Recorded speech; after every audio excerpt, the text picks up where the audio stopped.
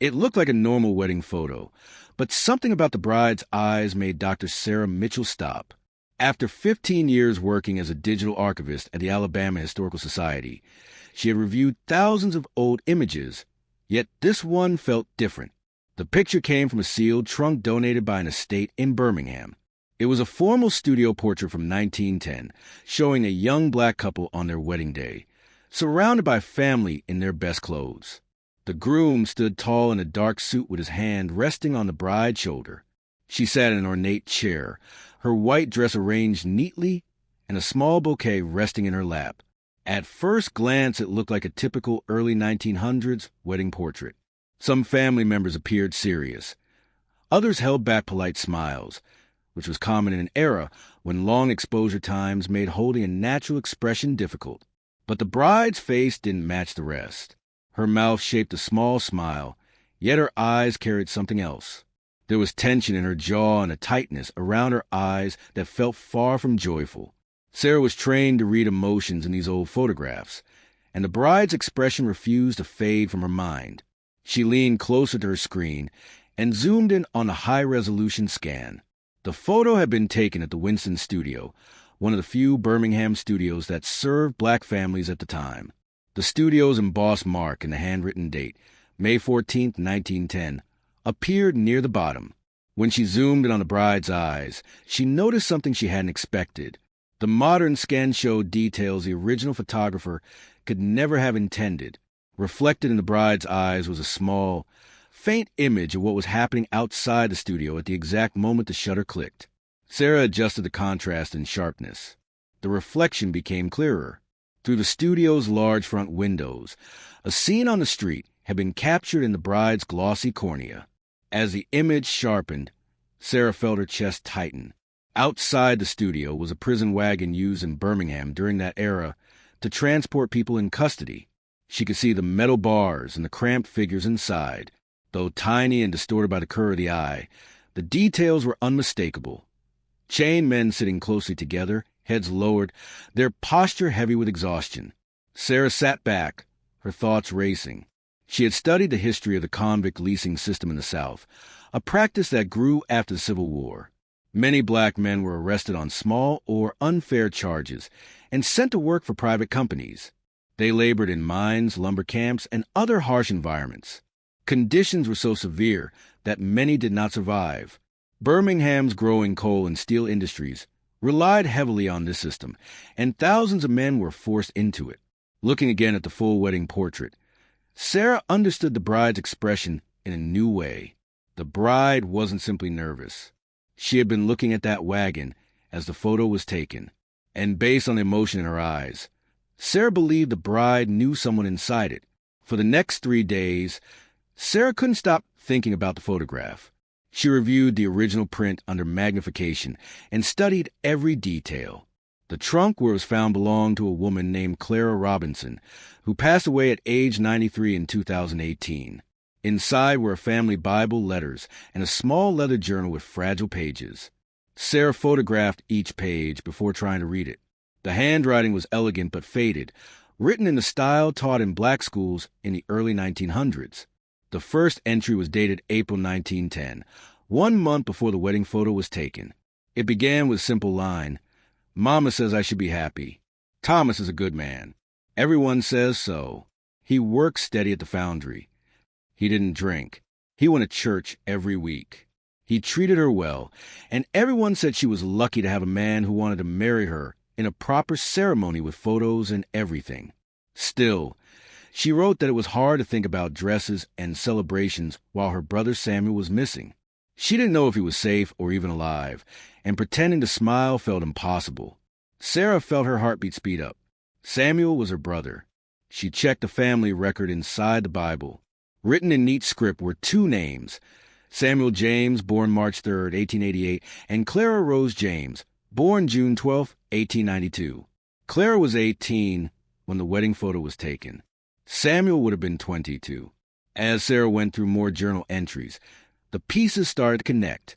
Samuel had worked at a hardware store in downtown Birmingham.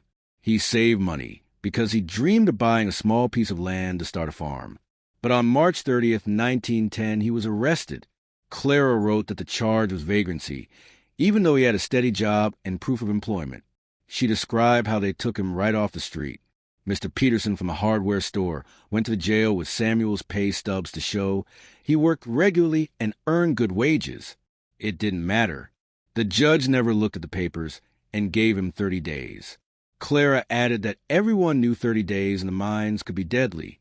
Sarah contacted the Birmingham Public Library archives and asked for records on convict leasing in Jefferson County for 1910. The documents she received were both helpful and frustrating. Official records listed only names, charges, and sentences. They said almost nothing about what happened once prisoners were leased to private companies. But the archive also included a set of letters from Reverend William Colby, a Methodist minister who had tried to raise awareness about the system. In a letter dated June 1910, just after Clara's wedding, he wrote about visiting the Pratt mines. He described men working long hours underground in heat and darkness, breathing dust that ruined their lungs. He wrote that they were chained during travel and sometimes while they worked. He noted poor food, no medical care, and guards who forced men back to their feet when they collapsed. He mentioned that a supervisor joked about the high death rate. Sarah checked the list of prisoners leased to the Pratt mines in May 1910. On one handwritten ledger, she found Samuel's name. It listed him as a 22-year-old black male, charged with vagrancy, sentenced to 30 days, and leased to the Pratt Consolidated Coal Company on May 12, 1910, just 2 days before Clara's wedding. With that in mind, she returned to Clara's journal and read the entries from that month again. On May 12th, Clara wrote that the wedding was 2 days away. Her parents said they could not postpone anything. Thomas's family had traveled from Montgomery. The church was prepared, and everything was ready. People told her life had to continue, and that Samuel would return in 30 days because he was strong. But Clara remembered seeing Mrs. Henderson at church, whose own son had come back from the Pratt mine sick and unable to work. The entry for May 13th, the day before the wedding, was brief. Clara wrote that she couldn't sleep. She kept thinking about Samuel underground, breathing dust. She said she was expected to smile the next day. Her mother told her she had to stay strong and not show fear, because people were always watching. So Clara planned to smile and say her vows, even though her heart was breaking. Sarah kept returning to the photograph, looking at each face with new understanding. She had ordered more documents, including the marriage certificate for Clara James and Thomas Harper, dated May 14, 1910, signed by Reverend Joshua Franklin of Bethel Baptist Church. The church record described the event as a small but respectful ceremony, noting recent troubles, a gentle phrase for something so heavy. She focused on each person in the photo. The older woman standing behind Clara with her hand on her daughter's shoulder was likely Clara's mother. Sarah noticed the tension in her jaw and the firm grip on Clara's shoulder, as though trying to steady her. The older man near the groom, dressed in a carefully maintained suit, was likely Clara's father. He wasn't looking directly at the camera. His gaze drifted toward the window, toward the street.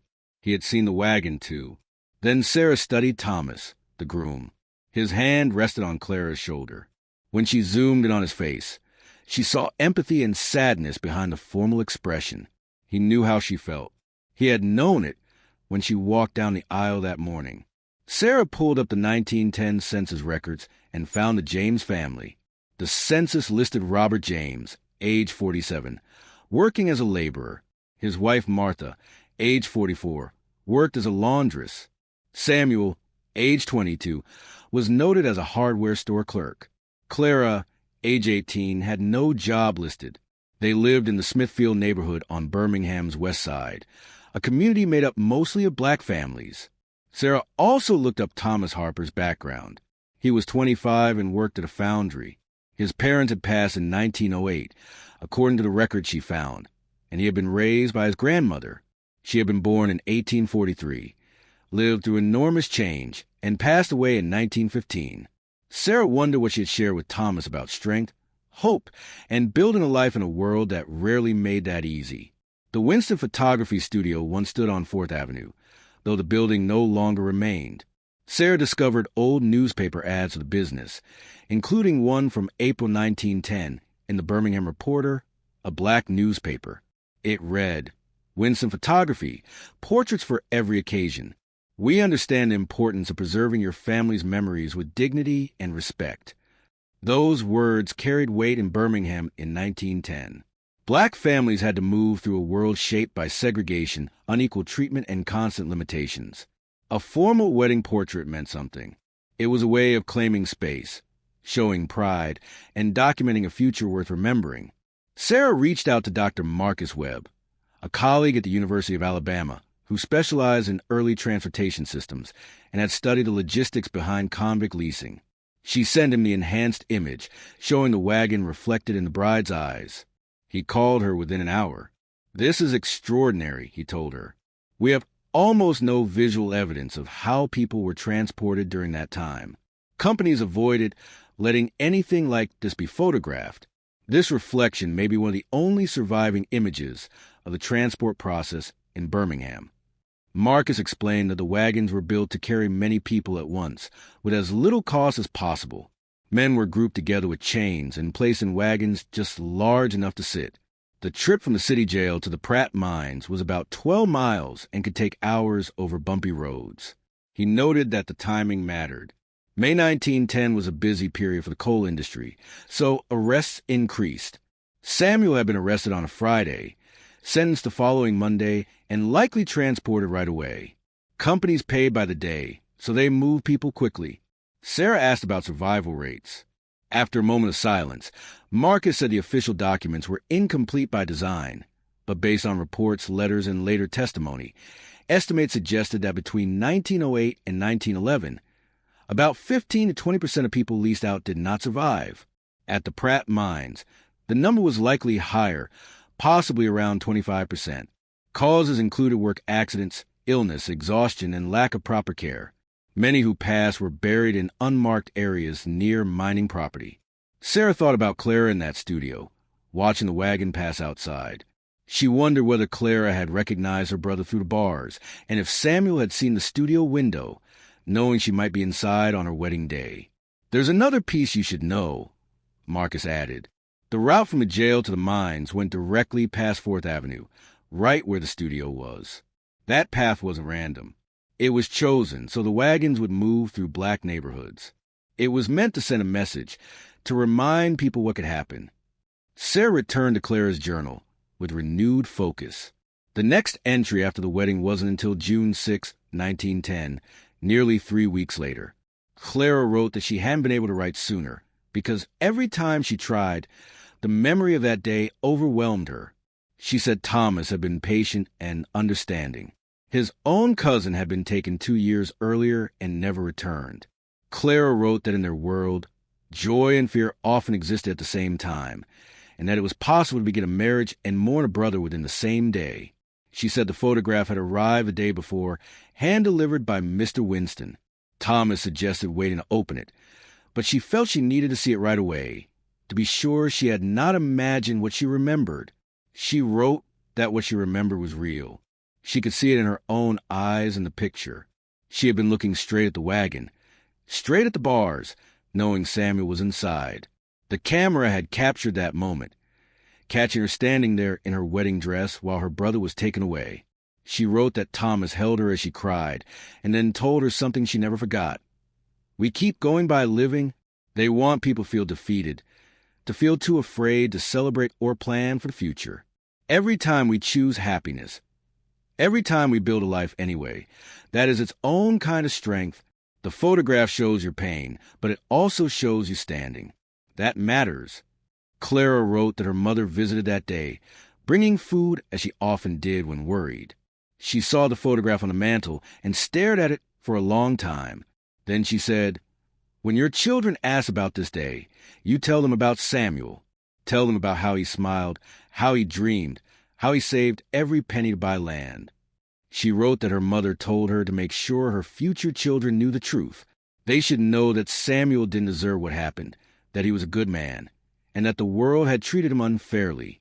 Then Clara added that she hadn't seen her mother cry since she was young. Samuel's 30 days were supposed to end on June 11th. Only 5 days remained. Clara wrote that her father went to the mine office every morning to ask about Samuel's release. Each time, the staff gave him a different answer. They claimed Samuel owed new fines, that his release date wasn't confirmed, or that the paperwork was delayed. Clara wrote that everyone knew what was happening.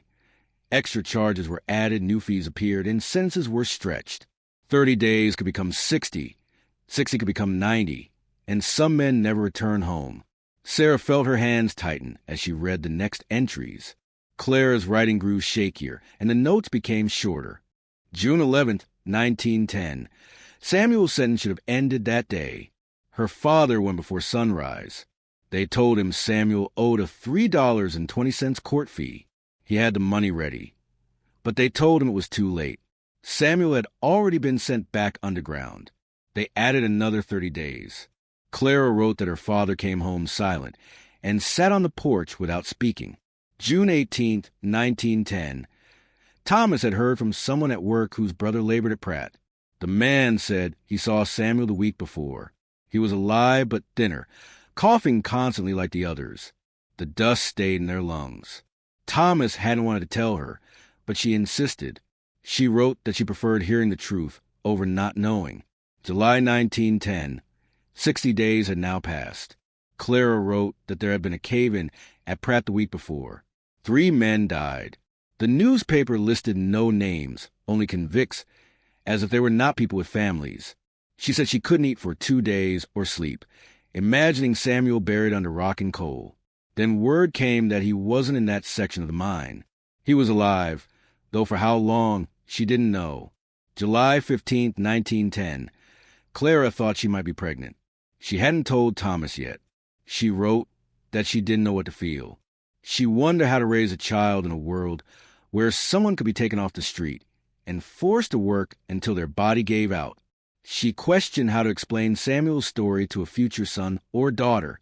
Sarah paused, feeling the weight of Clara's worry. She thought of her own children, living in a world that Clara could not have imagined, safe in ways Clara's family never had. She considered how much history had been carried through families, how many stories had gone unspoken, and how many photographs like this one held hidden truths. Then she continued reading. July 23rd, 1910. Samuel came home today. Sarah read the entry quickly as tears filled her eyes. Clara wrote that her father had gone to the mine office again, as he had every day for 70 days. That morning, they told him Samuel was being released. Just like that. No reason. Her father waited outside for 6 hours in the heat, worried they might change their minds. When the wagon arrived, it carried 12 men. Clara's father barely recognized Samuel. He had lost around 40 pounds, his face sunken, his eyes unfocused. When he hugged Samuel, he could feel his ribs through his shirt. Thomas helped carry Samuel home. His legs gave out twice before they reached the house. Clara wrote that her mother had prepared food, but Samuel could hardly eat. His throat was raw from dust. His breathing sounded tight and fragile. She tried to talk to him, to tell him how glad she was that he was home. He looked at her for a long time and said, "You got married," as if he had forgotten or as if it had happened in another lifetime. She showed him the wedding photograph. He stared at it and said, "You were watching the wagon that day. I saw the studio and wondered if you were inside." He had known. He had seen the studio window during the transport, realizing she was inside, wearing her wedding dress while he was taken away. Neither of them could change it. Sarah continued reading. Clara's entries grew further apart and more fragmented. The story shifted to slow healing mixed with lasting harm. August 1910. Samuel moved back into his parents' home. He tried returning to the hardware store, but the damage to his lungs made physical labor impossible. His hands shook often, likely from long exposure to mine dust and gases. September 1910. Clara confirmed she was pregnant. Thomas was thrilled. When Samuel heard he would be an uncle, he smiled for the first time since coming home. It was a small smile but real, and the family held on to that. November 1910. Samuel began having nightmares. He woke the house at night, calling out. Clara wrote about hearing her mother comfort him, singing the same song she used when he was a child. Clara's journal entries stopped in December 1910. When Sarah flipped through the remaining pages, She found nothing but blank paper. She wasn't sure if Clara had stopped writing or if pages had gone missing. Then, tucked between two empty sheets near the back, she found a newspaper clipping dated January 15th, 1911. It was an obituary from the Birmingham Reporter.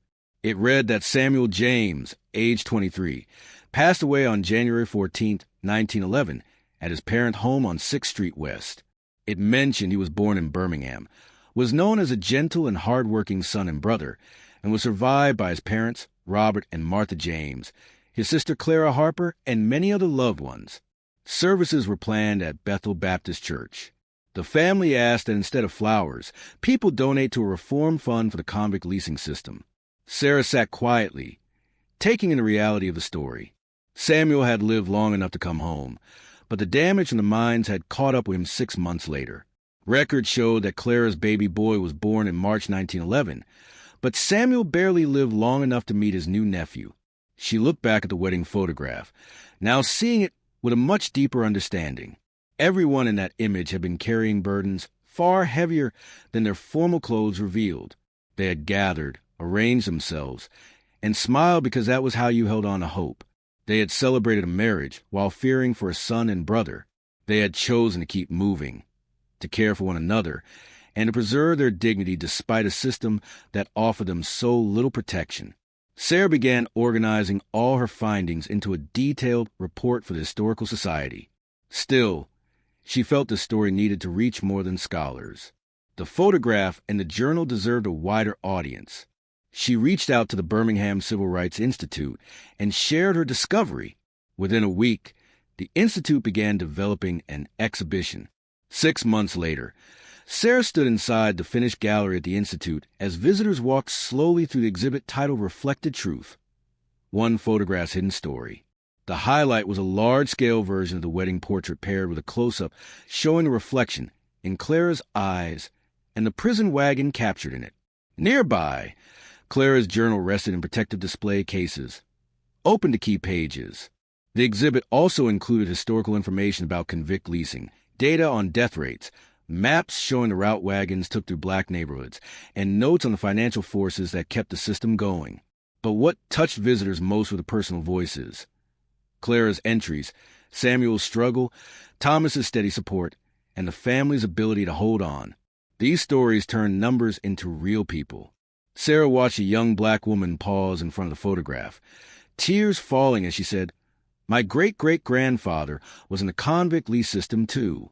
Our family always said he changed after that, but we never knew how or why."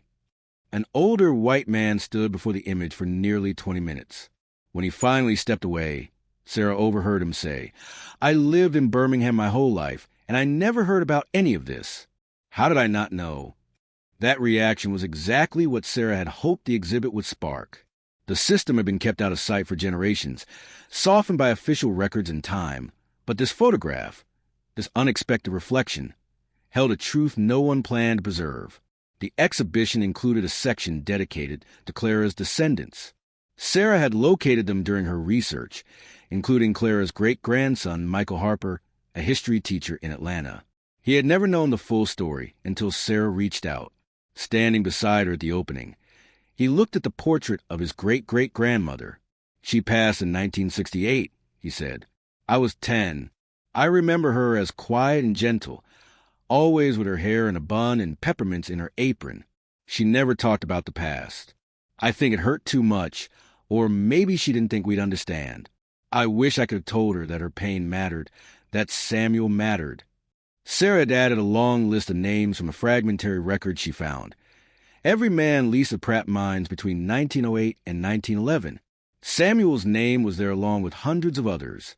Many had no additional information, only a name and a date, but everyone represented a life with a story, a family, and hopes of their own.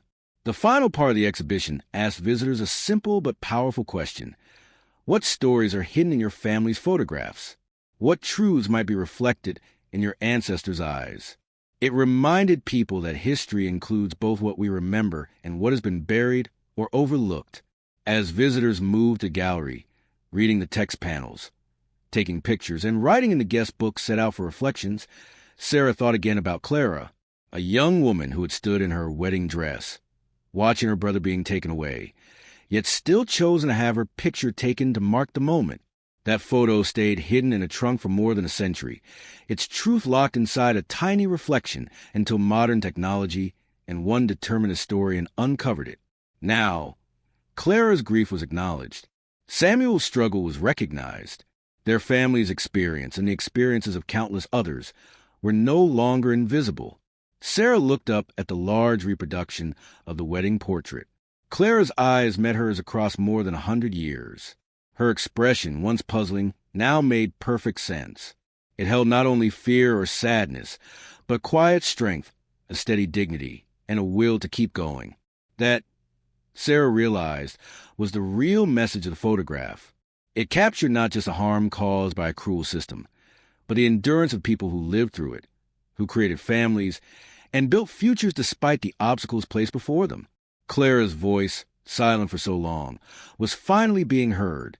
The story of Clara, Samuel, and their family reminds us how powerful one photograph can be. What began as a simple wedding portrait opened a window into a world that still shapes lives today. It held the truth of a system that pushed families to the edge and tested their strength in ways few people now can fully imagine.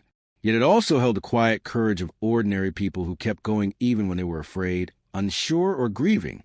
Clara did not know that the reflection in her eyes would last more than a century, but she understood the value of recording her life. She stood for the camera, held her flowers, and made sure the moment was saved. Her photograph now tells a story larger than the studio she sat in or the day she was married. It speaks for thousands whose names were never recorded in detail and whose voices were almost lost. Samuel's journey shows how long the effects of injustice can reach through a family. Clara's journal keeps his memory alive, not as a number in a record book, but as a young man with hopes, plans, and people who loved him. His life mattered to those around him, and it matters now as part of history that should be seen with honesty and care. The exhibition built from Sarah's work gives that history a place to stand. It lets visitors understand how much strength it took for families to hold on to one another and protect their futures. The story does not end with a photograph on the gallery wall. It continues through the people who stop, look closer, and ask questions about their own families. It lives on in teachers like Michael Harper, who can now share his great-great-grandmother's experience with students who may find pieces of their own histories reflected there. It moves forward through every person who learns that a simple image can carry truths that were once hidden. Clara's voice reached across time because she chose to write, to keep going, and to leave a record. Her story reminds us that history is not just written by major events. It is preserved in the small moments that families choose to save. And sometimes those moments change everything.